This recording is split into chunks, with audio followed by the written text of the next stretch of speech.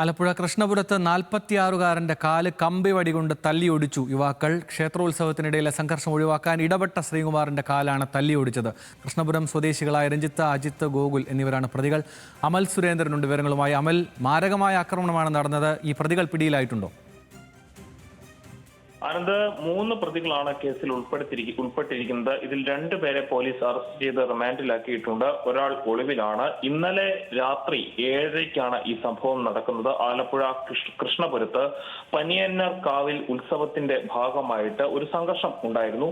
2 സംഘങ്ങളായി തിരിഞ്ഞ യുവാക്കൾ തമ്മിൽ സംഘർഷവും വാക്കേറ്റവും അതൊരു കയ്യാങ്കളിയിലേക്ക് പോകും എന്നൊരവസ്ഥയിലെത്തിയപ്പോൾ ഈ സംഘർഷത്തെ തണുപ്പിക്കുവാൻ വേണ്ടി, അല്ലെങ്കിൽ അവരെ പിടിച്ചു മാറ്റുവാൻ വേണ്ടി ഇടനിലയ്ക്ക് കയറിയ ഒരാളാണ് 46 വയസ്സുകാരനായിട്ടുള്ള ശ്രീകുമാർ രാഘവൻ.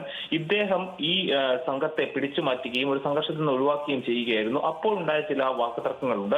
ഇതിന്റെ പേരിൽ പക കൊണ്ട ഈ 3-അംഗ സംഘം ഇദ്ദേഹം വീട്ടിലേക്ക് തിരിച്ചു പോകുന്ന, ഈ ഉത്സവ പറമ്പിൽ നിന്ന് വീട്ടിലേക്ക് സൈക്കിളിൽ തിരിച്ചു പോകുമ്പോഴാണ് വഴിയിൽ തടഞ്ഞു നിർത്തി ഇദ്ദേഹത്തെ പുലഭ്യം പറയുകയും അശ്ലീലം പറയുകയും ഇദ്ദേഹത്തെ തന്റെ സൈക്കിളിൽ നിന്ന് ചവിട്ടി താഴെയിട്ട് കയ്യിലും നെഞ്ചത്തുമടക്കം വലിയ രീതിയിൽ മർദ്ദിക്കുകയും കൂടെ ഉണ്ടായിരുന്ന 2-ാമത്തെ പ്രതി ഇദ്ദേഹത്തിന്റെ കാല് ഇരുമ്പ് കമ്പി കൊണ്ട് തല്ലി ഒടിക്കുകയുമായിരുന്നു. ഇപ്പോൾ ഗുരുതരമായി കാലിന് പരിക്കേറ്റ ശ്രീകുമാർ ചികിത്സയിലാണ്. പോലീസ് കേസെടുത്തു. കായംകുളം പോലീസ് ഊർജിതമായി തന്നെ കേസിൽ ഇടപെടുകയും 2 പ്രതികളെ അറസ്റ്റ് ചെയ്യുകയും ഒരാൾ ഒളിവിലുമാണ് ഉള്ളത്. കൃഷ്ണപുരം സ്വദേശികളായിട്ടുള്ള രഞ്ജിത്ത്, അജിത്ത്, ഗോകുൽ എന്നീ 3 പേരാണ് കേസിൽ പ്രതിയായിട്ട് ഉൾപ്പെട്ടിട്ടുള്ളത്.